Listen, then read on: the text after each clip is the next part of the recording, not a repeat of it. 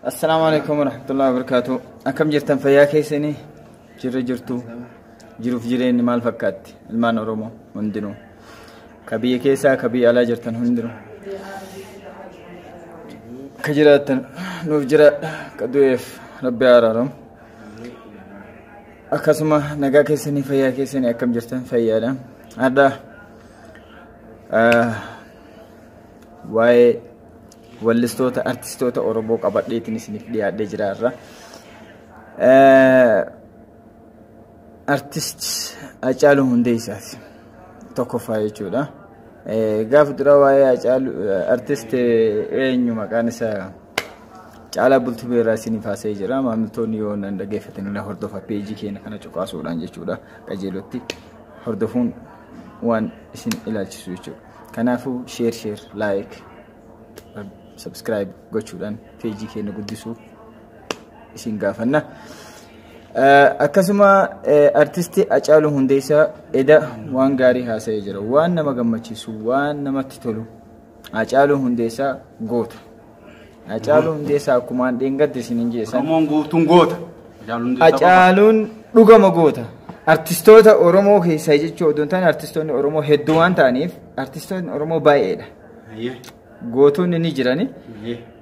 Garuu hacaaluu hundeessaa jecha nama gammachiisu eda waan ajaa'ibaati kan inni gadi keessa burqisee jechuudha. Mushaanee akka dheengadda kun televezyiyoonii irra taa'eetiin hacaaluu hundeessaa wajjiin fudhannee nuu kennan jeusanii miti. Eenyu maqaan Caalaa Bultumee. Sodaa malee haasa'e mootummaa yuuqeeqa. Akkana namni akkanatti onnee keessaa haasa'uun akkatti onnee Abiyyi na bituu hin danda'u jedha. Dhugaadha. Abiyyi isa qaaliidha uummata Oromootiif jedha. Abiyyi bituu hin danda'u hacaaluu. Dhumaan dhumatti dhibbatti bituu hin danda'u. Dhugaa isiniin jaa. Mushi hacaaluu qofa odoo hin taane Abiyyi nama Oromoo bituu hin danda'u. Bitamtoota yoo taate malee. Sonomni nu bitee nuti TPLF nu bitaa jedhu. Haga bitanis ta'a. TPLF tu bita. Jaraafuu bitamuu dinne akkamitti Abiyyiin nu bitas deebi'ee. Abiyyiin nu bituu mallaqa nu bitamtan. Hin qabu mallaqni qaaliidhaan meeshaa rakkisa bitamu. Idaasee jira hacaaluun meeshaa rakkisa bitamu meeshaan qaaliin bitamu. Meeshaa qaaliidha akkamitti bitamne. Abiyyiin nu bituu hin danda'u. Hacaaluun gara paartiidhaan siyaasaa dhufuu qabu. Haa dhugaadha sun. Dhugaa rabbi. Kanaafuu hacaaluu hundeessaa dhiyaachuu qaba gara paartii siyaasaatti as dhiyaachuun dirqama. Haceen waa hedduu qabattee dhiyaachuu jirti. Hordofaa haceen dhugaa isiniin jaalala waan onni Oromoo kakaasu hedduu qabattee dhiyaachuu jirti. Kiliippiidhaan yaani sirba adda addaa hedduu wanni inni dhabameef sababa kanaaf jedhee. Waa takka si gaafa. Yaanni hacaaluu hundeessaa ittiin deemu kun sitti maal fakkaata meemu? Yaanni hacaaluu hundeessaa ittiin deemu yaada gaariidha. Yaada fudhatama qabus. Yaada wallistootas kakaasu kun yaada wallistoonni artistoonni Oromoo duraan rafanii jiran kunniin kaka'uu qaban.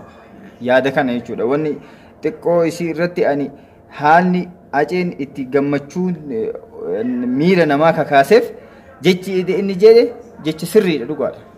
Namichi harreen dhufe sun farda nu jala hate jechuudha. Akkuma isaan nu jaala. Haceen dubbatee ringadda har'as borus ani Habashaa jalatti gadi hin jiru. Akkuma inni jedhe nus akkasuma immoo artistiin Oromoo hundi isaatu dirqama akkas ta'uu qabu. Artistoonni Oromoo karaa hojjetan jecha haceen eda jedherraa yoo hin kakaatanii isin mataan keessan ammarraa qophii yookaan ammoo kakaasa uummata keessanii yoo hin godhin akkuma Caalaa Bultumee lafatti hafetti lafa fittaftan dhugaa isiniin jedha. Sabni isin jaalannan kaatan onnee sabaa keessaa of hin baasina artistoonni onnee sabaa keessaa warri onnee sabaa keessaa baasaa jirtan. Dhaba mataatan.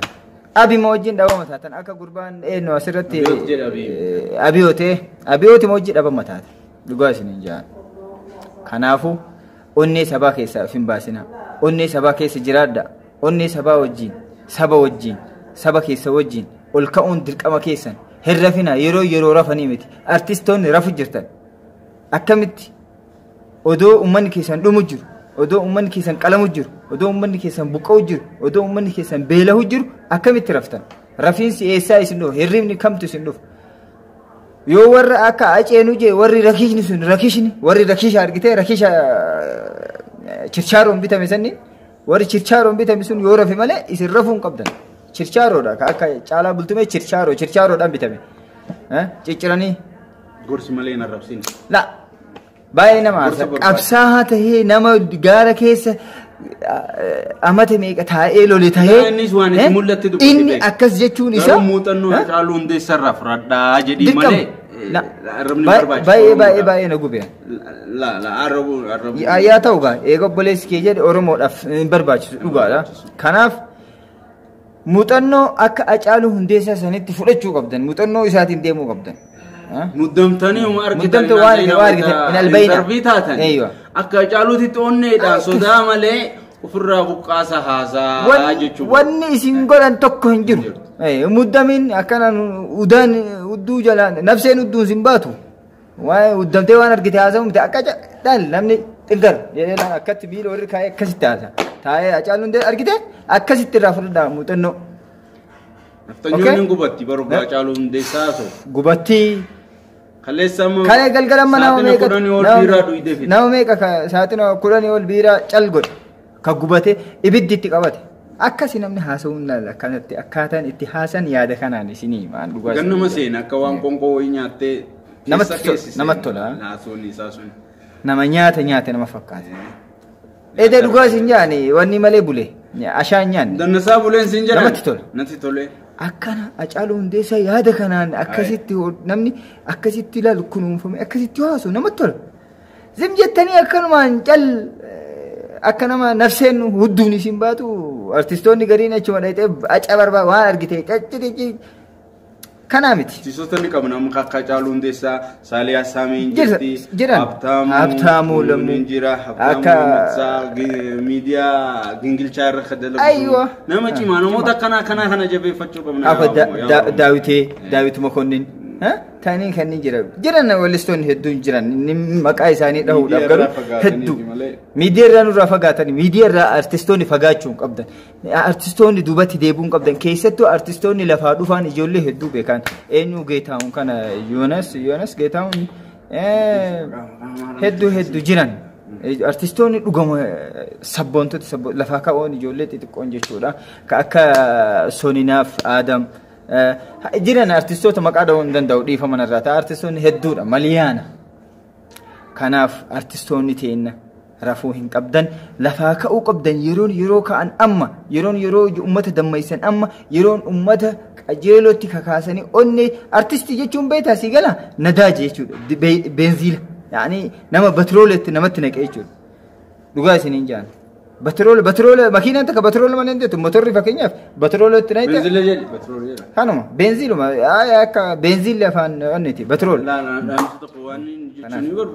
kanaaf artistiin keenya hundeessaa jala gurmaayanii haasawa barachuu qaban dhugaadha sun kanaaf haasaa barachuu qaba yoo nu jenne jalatti barachuu qaban haasawa bareedaa namni muuxannoo qabu waan nama barsiisa laal namni sabboonummaa tana uumamaan karabbiin sii kennu jira uumama ka wajji dhalattutu jira beek sabboonummaa kana kun saahibatti madaqee saahiba isaa irraa barata argita kun ammoo biyya bayeetiin sabboonummaa tana barata amma gurbaan kun dhalootaaf uumamaaf qaba sabboonummaa kanaafuu isa jalatti gurmaayaniiti barachuu qaban dhugaa la tuwanis ni qaban nu qaban odumaa qabanuu odoo haasaa beekanuu hin muddaman maan muddamsuun isaanii adda xiqqoo manni san doysi hin muddaman laan hin muddaman ani sinima kanaaf iyyuu taa'anii haasa'uu qaban kanaaf taa'anii haasaa kana tasgabbiidhaan laan muddamanii xarxar haasaa gochuu miti tasgabbiidhaan haasa'u namatti tola haasa'uu isaa keessa bar mataa fudhatte amma namatti tola kaleessas hin bitamu arrallee hin bitamu boris hin bitamu jijji qabxii takka waan sitti tolu haasaa isaa keessa haasaa yoo fudhatte namichi harree yaabbatee dhufe farda namaa hatee irra taa'ee ka'uun waan namaa hatanii irra taa'anii ka'uun ammoo qaanyiidha. Waan isin fakkaatu. Manni duuba intuu ittanii gadi maata ittanii nu laaltan kattuqaa nama biraa ga'u naftanyoota biraa ga'u kattuqaa. Sheer godhaa naftanyaa bira wal haa ga'u dhugaa isin ija Oromoodha isin hundi wanni addunyaa kanarraa moobaayila harkaa qabu. Isini sheer godhe abboo naftanyaa biraa ga'u sheer attuqu si jibbisiisa akkana tuqe. Yoo haasa. Tokke sheer godhe namaa. Wannummaa inni ta'u maali? Lakki yoo haasawni isin hin ta'e mee yoo barreessa. Hin taane haasaa jibbitellee.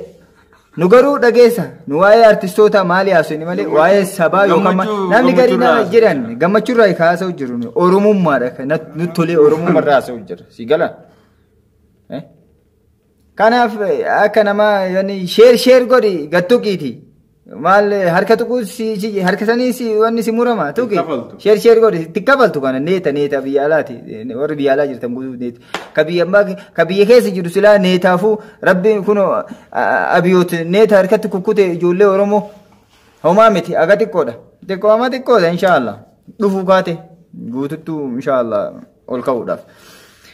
Kanaaf akkuma jennu jechuu jirru kana artistoonni oromoo qabxiin amma inni siidhee fi qabxiin siidhee kana keessaa dhugaadha. Takka qabxiin inni mucaa keessa haasaa isaa keessa yoo fudhanne haasaa acee keessa namatti tolu. Dhugaa farda namaa hatanii sanuu nama miskiina gabareerraa farda hatanii irra taa'anii boonanii ka'uun sheem. Sanii miti mudannoo isa qunnamee bara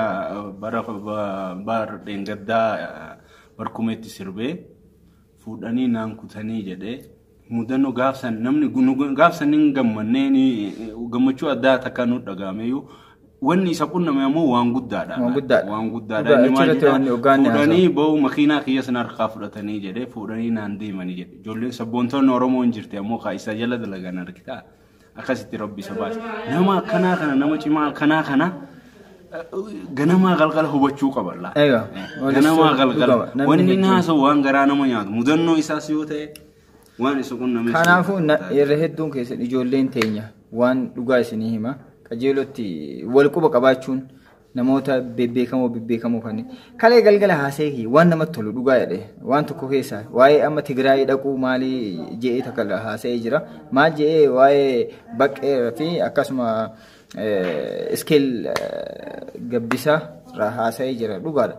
Inni waan biraan dubban biyya gumaa qabdu takka jechuudha. Biyyi gumaa qabdu sila isaan tu dhufeetiin hayyoon kennallee nuuf folcha waan biraatiif oduun ta'in innis kalee galgala haasa'ee jira ani iskeel gabbisaatiif baqqeedhaaf hin jennee jedhe waan kana. Kanaaf biyyi gumaa qabdu biyyi gumaa nama fixanii yookaan wanni ijaan tokko dhufanii nu gaafatanii yookaan nu kadhatanii yookaan miila jala nu jiganii nuun araaramuu qaban malee nu ammoo biyya isaanii dhayinee isaanii wajji haasa'uu hin qabnu jechisaa sirriidha. Kanaaf jecha kanarratti deeggaruun dirqama garuu TPLF amata 27 nu uguraa baatee nu ajjeesaa baatee nu caccabsaa baatee nu godaansaa baatee garuu hagasi haa ta'u malee hanga TPLF mootummaan Abiy Ahmad amma nu godhe kana TPLF nu goone akka jedhutti amata 2 keessatti nama kuma meeqatu kumaatameen lakkaamu ka du'e ka kumaatameen lakkaamu ka dachirraa buqqa'e. Kana amma walli isaan gariin as deebi'ee Abiy Ahmad jaas deebi'ee abiyoot nu buqqise jedhee yoo callisee irra wayyaadha. Kanaaf acee dhaamsa kiyyallee oduma haasa'u dhaamsa acee irraa utaalee kabirootti waan kuteef nuuf kolcha. Kanaaf like, subscribe, share gochuudhaan viidiyoo kana waliin gahaa naftanyaan haa wanni taatu. Ma'asalaama.